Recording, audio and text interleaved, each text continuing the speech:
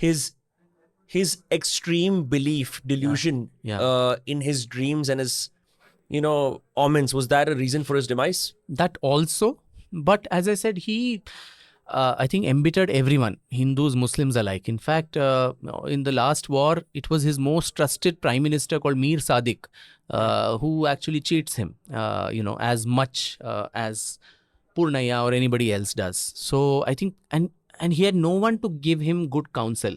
In fact, in the last few weeks before his death, there's a breach that is affected in the impregnable fort of Srirangapatna. He doesn't even have advisors who tell him that there is a breach, and he's living in this make-believe world.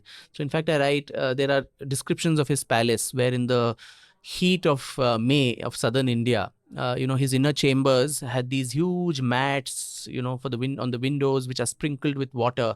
They give you a false assurance that it is so cool inside, but actually there's blazing sun outside. And that was very onomatopic, so to say, to actually demonstrate what was happening in his kingdom and his life. The British had literally come near the doorstep. And this man, even at that time, is sitting and looking at his face in a pot of oil or happily having his food. And then they tell him that the enemy is out right there. And a few weeks before itself, they had said that they're encircling us from all sides. There is one secret passage, a water gate or something in the fort. Why don't you run away from there? The French actually advise him. He initially says yes. He actually gathers his favorite women from the Zanana, some elephants and horses and lots of treasures. They're all kept ready. But on that fateful day when he tries to escape too, it is Mir Nadim, who is the Kiledar, and Mir Sadiq who close that last passage of exit. Then he goes to another exit passage, and Mir Sadiq is trying to close that as well. And this man looks at Mir Nadim and orders him to open it, and that man looks the other way. And that is when Tipu finally realizes that treachery has permeated through every brick and wall of the fort. But it is too late by then. There's nowhere to escape. So he literally decides, let me go out and face it in whatever way, which also was a foolhardy thing to do. But there was no option. He said he could have surrendered, perhaps the only he one. could have surrendered, but maybe that he did not want to do. That amount of self-respect and dignity he wanted to keep for himself, which is appreciable.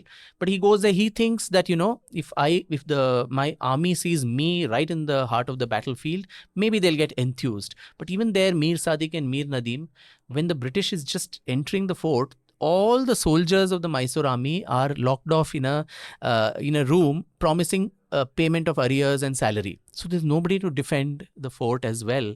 So you see the tragedy that unfolds. It actually, it's very, very Shakespearean, and I would like your viewers to read it to understand more, but just giving a trailer. And so this man then goes on his favorite mare that he gets on and goes to fight along with his physician Raja Khan, who's coming with him. And there's his doctor because he's got no one else. No one else to stand by him. He's literally all alone. But as I said, he has only himself to blame by then. So what your stupidity can lead you to, I think this is a case study of that. And the mayor gets shot, and then he's also his Tipu's leg is hurt, and so Raja Khan tries to put him into a palanquin, and in the process both of them tumble over each other and fall, and he tumbles and falls amidst a heap of dead bodies. And at that time, Srirangapatna is like a scene from hell, where there are volleys of missiles going from both sides. There's some bomb that bursts, and lots of bodies are burnt in the process. If you want to watch small segments of the podcast, subscribe to Dostcast Clips.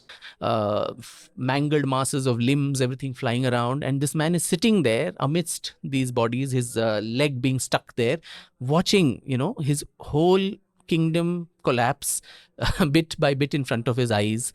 And that is when a group of British soldiers come there. They don't even know that this is the Sultan of Mysore, because they didn't expect him to be there. By then his turban has fallen off, he's bald-headed, and so their attention is caught by a bejeweled gold sword handle that he wore, belt. To get that, they try to attack him, and he attacks back, and they snatch away that belt from him. And then, who is this man? Why is he being so intemperate? And one of them takes a pistol and shoots him in the temple, and that's how, quite unceremoniously, he's killed in the battle. Now, by sunset, nobody knows where the Sultan has gone. His family is worried. The British, the day has ended, but they don't know where the man who was supposedly defending the fort has gone. So they go to his palace. There's a elaborate description of how the children react. They take 1 hour to come back. There's a carpet laid, and then the young boys, they're probably in their late teens, they have to come and confront a British opponent who comes there. The British think that he's hiding in the Zanana, or the women's chamber. So a search is done there. He's not to be found there. Is there any secret passage? They search there. No.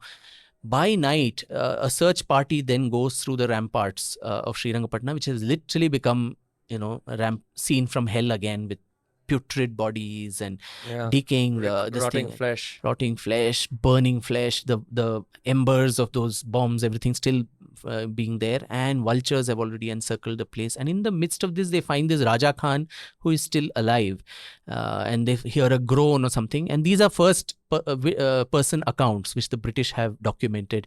Major Allen, Beatson, these people go on that search party with a mashal in their hand, and Raja Khan mentions that I think Tipu went in that direction. That's the last he has seen of his master.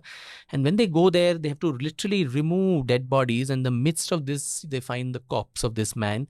And Alan says his eyes were wide open, his body was warm, and his hand was still clasping the sword. And a lot of us thought he might suddenly spring up and attack us. But when we felt the pulse, the doubt was dispelled that he was dead. We raised a hurrah, and then the body was taken for a proper funeral. It was sent back to the palace.